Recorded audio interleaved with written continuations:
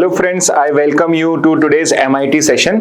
और आज का जो टॉपिक है, इसका कंटेक्स्ट है कि एक मूवी आ रही है जिसका नाम हक है। आ चुकी है एक्चुअल में वो मूवी, और उस मूवी का जो बैकग्राउंड है वो आपके लिए बहुत ही इंपॉर्टेंट जीके का एंड लॉ का टॉपिक बन चुका है। बिकॉज मूवी पहले ही अनाउंस हो जाती है और हमने एक इंस्टेंस तो ऐसा देखा भी है जिसमें क्लैट ने कोई मूवी आई थी, उस बेसिस पे आपसे एक क्वेश्चन पूछा था। आई एम श्योर आप रियलाइज कर पा रहे हो कि अगर आपने प्रीवियस ईयर क्वेश्चन पेपर देखे हैं कि 2 साल पहले जलियांवाला बाग मैसेकर पे क्वेश्चन आया था, और उस साल जलियांवाला बाग मैसेकर को लेके कुछ भी न्यूज में नहीं था। ना तो उसकी कोई 100-200 एनिवर्सरी थी, ना कोई ब्रिटेन ने अपॉलॉजी करी थी, और ना ही कोई गवर्नमेंट ने इवेंट करा था। एक जो चीज हुई थी वो ये थी कि सरदार उधम सिंह, जिन्होंने ब्रिटेन में जाके जनरल डायर को वहां पे असैसिनेट किया था, उनके ऊपर पे एक मूवी आई थी। तो आई थॉट कि क्या पता इस बार भी वो मूवी से इंस्पिरेशन लेके आपसे क्वेश्चन पूछ ले। Okay, but in any case ये जो पर्टिकुलर केस है, Shah Bano case, very famous case, ये बहुत इंपॉर्टेंट केस है। एक लैंडमार्क जजमेंट है जिसने ना सिर्फ लीगल सिचुएशन को चेंज किया इंडिया के अंदर में, बट उसके लॉन्ग टर्म पॉलिटिकल इंप्लीकेशंस भी रहे। और यहां पे ही माना जाता है कि जो कांग्रेस गवर्नमेंट है उसका डाउनफॉल जो है, कहीं ना कहीं इस इंसिडेंट के बाद में कांग्रेस का डाउनफॉल स्टार्ट हुआ था, और बीजेपी को एक पर्टिकुलर प्लैंक मिला था जहां पे वो कांग्रेस को ब्लेम कर सकते थे कि ये मुस्लिम्स को वोट बैंक की तरह यूज करती हैं और ये अपीजमेंट की पॉलिटिक्स कर रही है। एंड जब हम इस फैक्ट्स को समझेंगे तो हमें रियलाइज होगा कि कहीं ना कहीं उनका जो ये एलिगेशन था इसमें कुछ ना कुछ सच भी था। Okay, so let's look at the facts of this particular case, and very importantly supreme court ने इस पर्टिकुलर केस में क्या कहा और उसके बाद में क्या क्या हुआ और आज की सिचुएशन क्या है। तो इस तरीके से हम अगले 15-20 मिनट के अंदर में इस टॉपिक को कंप्लीट कर लेंगे। ओके, तो सबसे पहले जब शाह बानो बेगम केस की बात करते हैं, हम शाह बानो केस की बात करते हैं, तो उसके आप पहले फैक्ट समझ लीजिए। तो शाह बानो बेगम अपने हस्बैंड के साथ में, मोहम्मद अहमद खान के साथ में, जो इंसिडेंटली एक लॉयर थे। ओके, तो मोहम्मद अहमद खान जो इनके हस्बैंड थे वो एक लॉयर थे। इनके साथ इनकी शादी हुई थी और ये इंदौर में रहते थे।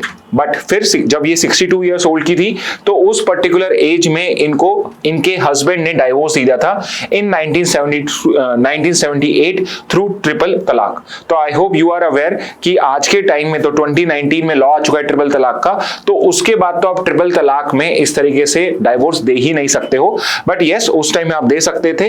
तो मोहम्मद अहमद खान ने, इनके हस्बैंड ने, शाह बानो को 1978 में ट्रिपल तलाक के थ्रू डाइवोर्स दे दिया था। ओके, अब यहां पे आपने ये सुनी होगी कि अगर कोई विमेन डाइवोर्सी है तो उस पर्टिकुलर केस के अंदर में अगर वो वापस से शादी नहीं करती, रीमैरिज नहीं करती है, तो जो हस्बैंड है उसका, जो उसका फॉर्मर हस्बैंड था, उसको, उस लेडी को मेंटेनेंस देना पड़ेगा।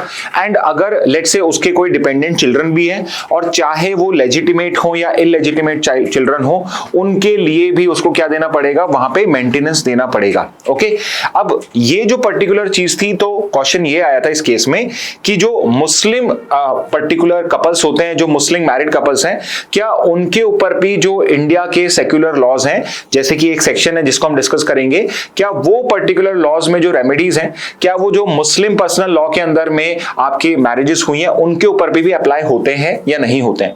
और इसी पर्टिकुलर क्वेश्चन को सुप्रीम कोर्ट ने इसमें डिसाइड करा था।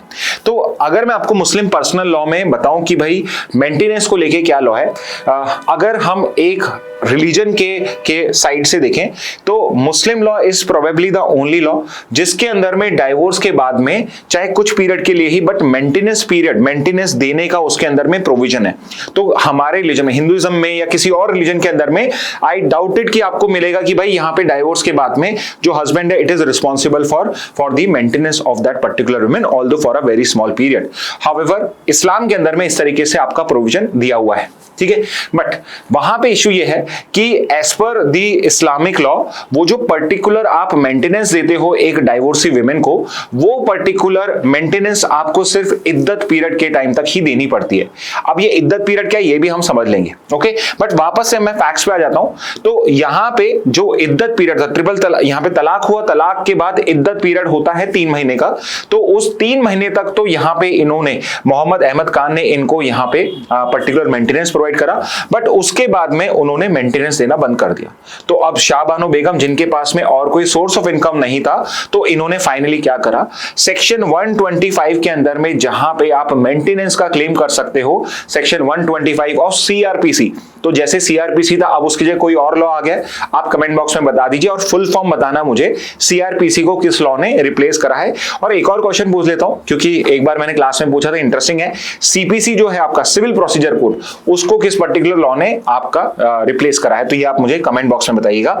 तो जो सीआरपीसी का सेक्शन 125 है वो बेसिकली यहां पे प्रोविजन प्रोवाइड करता है कि अगर कोई पर्टिकुलर पर्सन है जो वेल ऑफ है, वेल ऑफ का मतलब ये नहीं है कि भाई उसके पास करोड़ों की संपत्ति होनी चाहिए, बट अगर वो दूसरों को मेंटेन कर सकता है, तो ये सेक्शन 125 में उसकी ड्यूटी होती है कि वो अपने वाइफ्स को, अपने चिल्ड्रन को, माइनर चिल्ड्रन को, एंड अगर फिजिकल या मेंटल डिसेबिलिटी है तो इवन आफ्टर अटेनिंग मेजॉरिटी तब भी आपको करना है, चाहे लेजिटिमेट हो चाहे इललेजिटिमेट हो, and even your parents, even your parents. तो अगर कोई पर्टिकुलर पर्सन है जो अच्छा अर्न करता है और he is capable of basically maintaining his particular wife's, parents and children, तो उस पर्टिकुलर केस में आप सेक्शन 125 के अंदर में आप पेटिशन फाइल कर सकते हो, या वो वाइफ पेटिशन फाइल कर सकती है, चिल्ड्रन फाइल कर सकते हैं, चाहे लेजिटिमेट हो इलेजिटिमेट हो, और पेरेंट्स फाइल कर सकते हैं इन केस वो अपने आप को मेंटेन नहीं कर सकते। तो अगर ये खुद से अपने आप को मेंटेन नहीं कर सकते हैं तो अपने सन से, अपने पर्टिकुलर हस्बैंड से और अपने फादर से यहां पे ये पर्टिकुलर मेंटेनेंस यहां पे आस्क कर सकते हैं, ठीक है। और सेक्शन 125 जो है ये एक सेक्युलर प्रोविजन है, सेक्शन 125 सीआरपीसी का ये एक सेक्युलर प्रोविजन है, विच सिंपली मींस कि ये ऐसा नहीं है कि सिर्फ हिंदूज पे लगता है या क्रिश्चियंस पे लगता है या जिसने इंडियन मैरिज एक्ट में शादी करी, रजिस्टर करी, उन पे लगता है। ये एक आपका रिलीजन न्यूट्रल है, और यहाँ पे कोई भी मैरिड कपल जो होगा अगर डाइवोर्स होता है उनके बीच में, तो इस पर्टिकुलर केस के अंदर में आप यहाँ पे पर्टिकुलर मेंटेनेंस ले सकते हो। और ये बेसिकली आपका यहाँ से भी इसका एक हमें एविडेंस मिलता है कि यहाँ पे मेंटेनेंस की जो पर्टिकुलर पेटिशन है वो सिर्फ वाइफ नहीं फाइल करती, चिल्ड्रन भी फाइल करते हैं, पेरेंट्स भी फाइल करते हैं। तो यहां पे इसका मोटिव कहीं भी कोई मैरिड कपल के पर्सनल लॉस को यहां पे रेगुलेट करना नहीं था। पर्सनल लॉ को रेगुलेट करना होता तो ये सिर्फ और सिर्फ हस्बैंड वाइफ के ऊपर पे अप्लाई होता, तो शायद फिर भी कोई आर्गुमेंट बन सकता था। ओके, तो यहां पे जो सेंट्रल इशू निकल के आया कोर्ट के पास सिर्फ एक ही क्वेश्चन था कि अगर सेक्शन 125 के अंदर में कोई Muslim women, divorced Muslim women अगर अप्लाई करती है तो क्या सेक्शन 125 के अंदर में उसको मेंटेनेंस मिल सकती है क्या? और ये क्वेश्चन इसलिए आता है बिकॉज जो मुस्लिम मैरिज है इंडिया के अंदर में, तो वो अगर आपके मुस्लिम लॉ, शरीयत लॉ के अकॉर्डिंगली करी गई हैं, तो उस पर्टिकुलर केस के अंदर में उनके जो मुस्लिम लॉ है, मुस्लिम पर्सनल लॉ है, और पर्सनल लॉ का सिंपल मतलब ये होता है कि आपके जो रिलीजियस टेक्स्ट बोलते हैं उसके अकॉर्डिंगली जो पर्टिकुलर लॉ है उसमें जो आपको मेंटेनेंस है वो ही मिलेगा।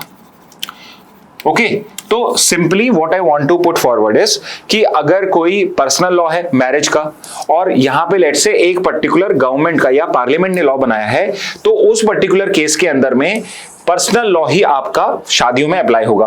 तो मुस्लिम्स की शादी अगर पर्सनल लॉ के अंडर में हुई है, जैसे उसी में होती है, तो उनके लिए अलग से कोई मुस्लिम मैरिज एक्ट नहीं है जैसे हिंदू मैरिज एक्ट है, और इस पर्टिकुलर केस में जो प्रोविजंस उनके पर्सनल लॉ में दिए हैं वो ही अप्लाई होंगे। तो क्वेश्चन यहां पे ये आता है कि क्या एक मुस्लिम वुमेन जो आपका बेसिकली रेगुलेट करी जाती है, मुस्लिम मैरिज जो रेगुलेट करी जाती है अंडर मुस्लिम पर्सनल लॉ, क्या उनके ऊपर पे सेक्शन 125 के अंदर में हम कोई रेमेडी या हम कोई वहां पे उनको जो रिलीफ है क्या वो दे सकते हैं? तो ये पर्टिकुलर क्वेश्चन सुप्रीम कोर्ट के सामने आए थे। ओके, तो अगर मैं इन क्वेश्चंस को ड्राफ्ट करूं एज पर सेक्शन 125, तो यहां पे सुप्रीम कोर्ट ने 4 क्वेश्चन बनाए थे, ठीक है, जिसमें पहला क्वेश्चन तो यही था कि सेक्शन 125 के अंदर में जो वाइफ की डेफिनेशन है, क्या उस वाइफ की डेफिनेशन के अंदर में डाइवोर्स मुस्लिम वुमेन आती है नहीं आती है? ओके, तो सेक्शन 125 के अंदर में ऊपर तो ये लिखा है कि मेंटेनेंस के लिए वो वाइफ और चिल्ड्रन और पेरेंट्स कर सकते हैं। उसके बाद एक्सप्लेनेशन है नीचे एक जिसमें वाइफ को भी डिफाइन करा हुआ है, ठीक है, एंड आगे जाके हम पढ़ेंगे कि वहां पे जो पर्टिकुलर वाइफ है सेक्शन 125 में, उसमें कहीं पर भी रिलीजन का कोई पर्टिकुलर पॉइंट नहीं है। वाइफ का मतलब यहां पे एक डाइवोर्सी वाइफ है जो किसी भी पर्टिकुलर रिलीजन से, किसी भी पर्टिकुलर सोसाइटी से बिलोंग कर सकती है। तो ये चीज पर्टिकुलरली क्लियर हो जाती है। ठीक है। सेकंड है, क्या सेक्शन 125 ओवरराइड करेगा पर्सनल लॉ का? तो ये सबसे इंपॉर्टेंट क्वेश्चन था कि क्या सेक्शन 125 जो एक secular religion neutral particular law है, क्या वो पर्सनल लॉ को ओवरराइड करेगा, इवन इन दोस केसेस जहां पे पर्सनल लॉ के अंदर में कोई प्रोविजन हो, जैसे कि मेंटेनेंस का। Third is a Muslims husband obligation limited to इद्दत पीरियड? ओके, क्या जो मुस्लिम मैन है, जो हस्बैंड है, क्या उसकी ऑब्लिगेशन लिमिटेड है टू इद्दत पीरियड? ओके, तो क्या इद्दत पीरियड तक या उसके बाद भी एक्सटेंड होगी? और fourth is payment of mehr sufficient to discharge liability? तो शादी के टाइम में यहां पे होता है कि हस्बैंड जो होता है, जो ग्रूम होता है, वो ब्राइड को यहां पे मेहर देता है। ओके, तो जैसे हमारे होता है कि लड़की घर से दहेज आता है, तो कुछ कुछ उसी तरह का मेहर लड़का देता है लड़की को, लड़की के घर वालों को। ओके, और जहां पे ये चीज क्लैरिफाई कर देता हूं कि मेहर कोई उस गर्ल का पेमेंट नहीं है, it's not the payment for the bride, it's not payment for the bride. तो ये इंपॉर्टेंट पॉइंट है कि भाई जो आपका मेहर होता है ये ब्राइड का कोई पेमेंट नहीं है, ये वैसे तो लीगली गिफ्ट की डेफिनेशन में आता है, but otherwise it's a property, it's a property, और प्रॉपर्टी से मतलब है right given to the bride. और जो भी मेहर के अंदर में कैश दिया जाएगा या लेट से कोई प्रॉपर्टी दी जाती है या कोई ज्वेलरी दी जाती है, वो सारी की सारी क्या होती है, वो ब्राइड की प्रॉपर्टी होती है। जैसे हिंदुइज्म में, हिंदू मैरिज के अंदर में होता है स्त्री धन का कंसेप्ट, सेम कंसेप्ट यहां मेहर पे लगता है। तो क्वेश्चन ये है कि क्या अगर मेहर दिया गया है, मेहर अगर शादी के टाइम दिया गया था, तो क्या उस पर्टिकुलर केस में जो मुस्लिम पर्टिकुलर हस्बैंड है, क्या उसकी रिस्पॉन्सिबिलिटी है, उसकी जो मेंटेनेंस की लाइबिलिटी है, क्या वो डिस्चार्ज हो जाती है या नहीं? ओके, तो सुप्रीम कोर्ट ने क्या करा, इसको सिंप्लीफाई करने के लिए 4 क्वेश्चंस में कन्वर्ट कर दिया। ओके, एंड मैं पहले बता दूं, चारों क्वेश्चन जो शाह बानो है उसी के फेवर में हुए थे। Okay, so I know I spoiled the movie for you, but yes that is the true fact about this particular case also. तो यहां पे मैं एक आपको इद्दत और बता देता हूं। तो इद्दत क्या होता है जी? इद्दत उस पीरियड को कहा जाता है जो एक पर्टिकुलर डाइवोर्स्ड मुस्लिम विमेन को डाइवोर्स के बाद रखना होता है, आफ्टर डाइवोर्स। ओके, तो जो इद्दत पीरियड होता है, इद्दत पीरियड के अंदर में जो डाइवोर्स मुस्लिम विमेन है वो रीमैरिज नहीं कर सकती है, she can not remarry. Okay, तो एक डाइवोर्स का केस है, एक विडोहुड का केस है। पहले डाइवोर्स वाला केस देख रहे हैं। डाइवोर्स, अगर कोई किसी हस्बैंड ने अपनी वाइफ को डाइवोर्स दिया है, तो उस पर्टिकुलर केस में जो डाइवोर्स मुस्लिम वुमेन है वो डाइवोर्स के बाद रीमैरिज नहीं कर सकती है फॉर द इद्दत पीरियड। और इद्दत पीरियड क्या होता है? इद्दत period is usually 3 menstrual cycle. Okay, और ये बेसिकली इसलिए करा गया है कि लेट्स से कि जो उसकी फर्स्ट मैरिज है, अगर उस पर्टिकुलर केस में कोई वो चाइल्ड बेयर कर रही है, तो 3 मेंस्ट्रुअल साइकिल के अंदर में ये कंफर्म हो जाता है कि वो जो चाइल्ड है वो सर्वाइव करेगा या नहीं करेगा, या एक्चुअल में शी इज प्रेग्नेंट और नॉट। इस वजह से 3 मेंस्ट्रुअल पीरियड या फिर 3 लूनर मंथ्स कहा जाता है। तो आप एक तरीके से मान लीजिए कि 3 मंथ का पीरियड होता है इद्दत का। सो इद्दत is what? 3 month period for a divorce women. Okay, and apart from the divorce women, जो एक विडो है, विडोड मुस्लिम वुमेन जो है, उसको भी इद्दत पीरियड यहां पे करना पड़ता है। बट एक विडो मुस्लिम विमेन है, उसका इद्दत पीरियड जो होता है वो 3 महीने का नहीं होता है, उसका इद्दत पीरियड होता है 4 मंथ्स एंड 10 डेज। ओके, तो बस इतना ही पता होना चाहिए। वैसे तो ये भी है कि मान लो कि कोई अगर विडो हो चुकी है और let's say she is pregnant, she got pregnant between, she found out that she is pregnant during इद्दत पीरियड, तो जब तक आपका पर्टिकुलर डिलीवरी नहीं होता है तब तक इद्दत पीरियड कंटिन्यू होता है, बच्चे के बर्थ तक इद्दत पीरियड कंटिन्यू होता है। अदरवाइज बाकी सारे केस के अंदर में आपके विडोहुड से आपके 4 महीने 10 दिन का इद्दत पीरियड होता है। अगर आप डाइवोर्सी हो तो इस पर्टिकुलर केस में 3 महीने का आपका इद्दत पीरियड होता है। वैसे 3 लूनर मंथ्स होते हैं या 3 मेंस्ट्रुअल साइकिल होते हैं, बट सिंपली अगर सिंपली करना हो तो 3 मंथ का इद्दत पीरियड होता है। ओके, तो यहां पे जो पर्टिकुलर मुस्लिम लॉ है वो ये कहता है कि इन केस ऑफ डाइवोर्स और विडोहुड, जो हस्बैंड है या हस्बैंड की फैमिली है, विडो के केस में हस्बैंड की फैमिली है, अगर वो वाइफ अपने आप को मेंटेन नहीं कर सकती है तो इस पर्टिकुलर पीरियड के अंदर में हस्बैंड जो है वो उसको मेंटेनेंस प्रोवाइड करेगा। ओके, तो यहां पे हस्बैंड मेंटेन करेगा जब तक वो रीमैरी नहीं करती है।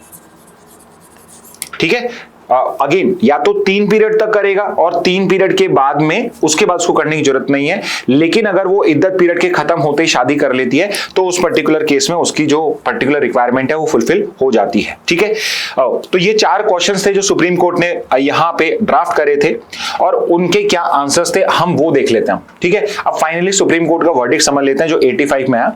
वेरी इंपॉर्टेंटली इसमें 1 या 2 जज नहीं 5 जज की कॉन्स्टिट्यूशनल बेंच बैठी थी, जिसको हेड करा था उस टाइम के जो चीफ जस्टिस ऑफ इंडिया थे वाई वी चंद्रचूड़, और पांचों ने यूनानिमसली शाह बानो के फेवर में जजमेंट दिया, स्टेटिंग की जो सेक्शन 125 ऑफ सीआरपीसी है ये एक सेक्युलर लॉ है, ये एक रिलीजन न्यूट्रल लॉ है और ये एक यूनिवर्सल रेमेडी प्रोवाइड करता है including Muslim women, including to Muslim women. तो मुस्लिम वुमेन ही नहीं, मुस्लिम पेरेंट्स हैं, मुस्लिम चिल्ड्रन हैं, इररिस्पेक्टिव उनका पर्सनल लॉ क्या कहता है। तो अगर कोई मुस्लिम वुमेन आफ्टर डाइवोर्स यहां पे आपका मेंटेनेंस क्लेम करती है तो सेक्शन 125 के अंदर में ये पर्टिकुलर रेमेडी दी जा सकती है।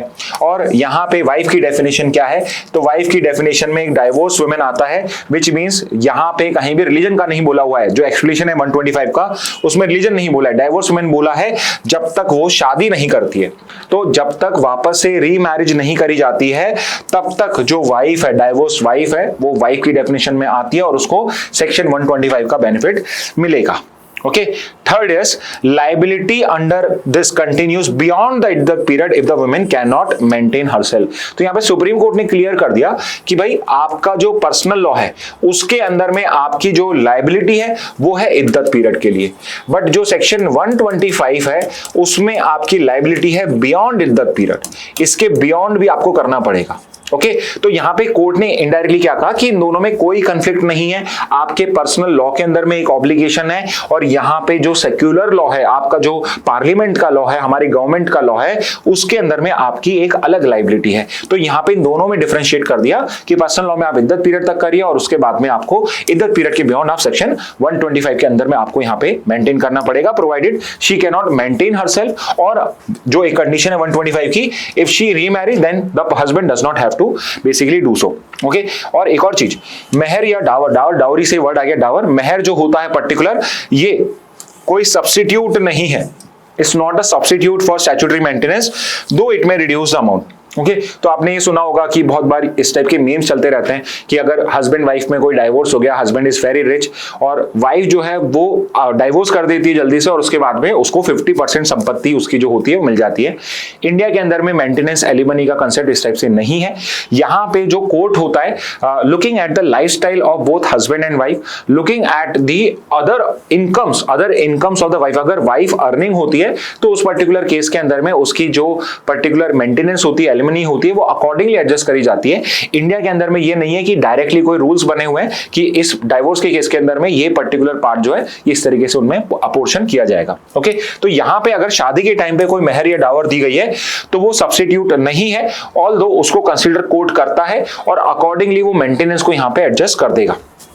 ओके, और यहां पे एक और चीज सुप्रीम कोर्ट ने करी थी which is many a times criticise, कि सुप्रीम कोर्ट ने यहां पे इस कंसेप्ट को जस्टिफाई करने के लिए कुरानिक वर्सेस को कोट करा to show that Muslim law does not prohibit post divorce support. तो यहां पे ये कुरानिक वर्सेस को यूज करना ये क्रिटिसाइज किया जाता है।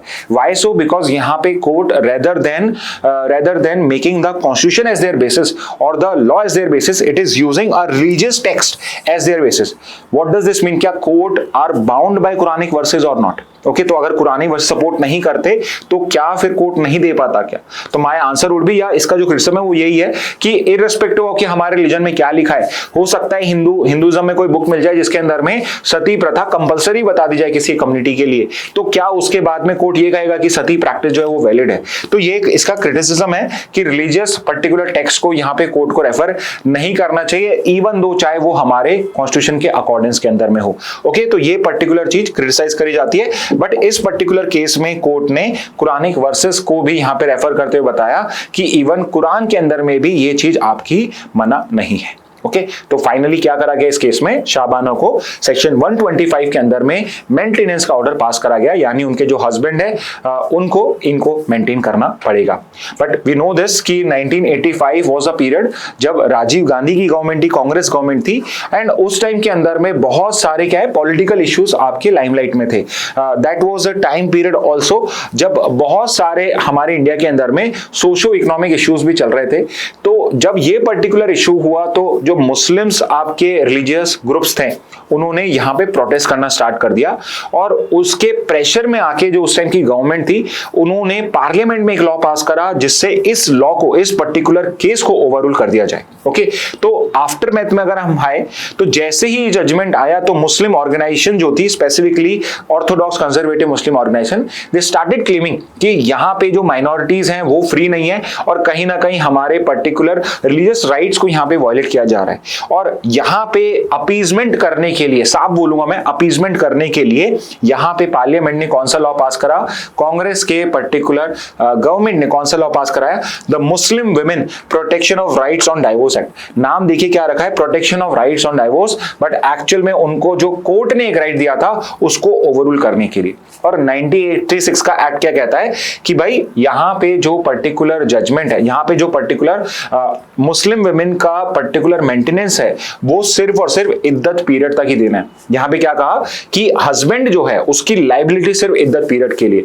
अब देखिए अगर लॉ ऐसा होता है कि भाई इद्दत पीरियड उसके बाद में क्या होगा, तो इस पर्टिकुलर लॉ में क्या लेट डाउन कर दिया गया कि जब तक इद्दत पीरियड है तब तक तो हस्बैंड की लाइबिलिटी है, और हस्बैंड के बाद, इद्दत पीरियड के बाद में जो लाइबिलिटी है it would shift to women's family. तो यहां पे विमेन जिस फैमिली से बिलोंग करती है उसके विमेन के जो फादर और मदर हैं वो पर्टिकुलर लोग रिस्पॉन्सिबल हो जाएंगे, और इन केस अगर वो भी यहां पे कोई उसकी केयर नहीं कर सकते हैं तो इस पर्टिकुलर केस में जो वक्फ बोर्ड है वो यहां पे इनकी पर्टिकुलर टेक केयर करेगा, वो यहां पे उनको मेंटेन करेगा। ओके तो यहां पे समहाउ इनडायरेक्टली एक पर्टिकुलर ऑल्टरनेटिव निकाला गया कि इद्दत पीरियड तक हस्बैंड ही रहेगा, बट उसके बाद में जो वाइफ की फैमिली है वो करेगी मेंटेन, और वो भी अगर केपेबल नहीं है तो इस केस में जो मेंटेनेंस का पर्टिकुलर जिम्मा है वो किसके पास जाएगा, वक्फ बोर्ड जाएगा।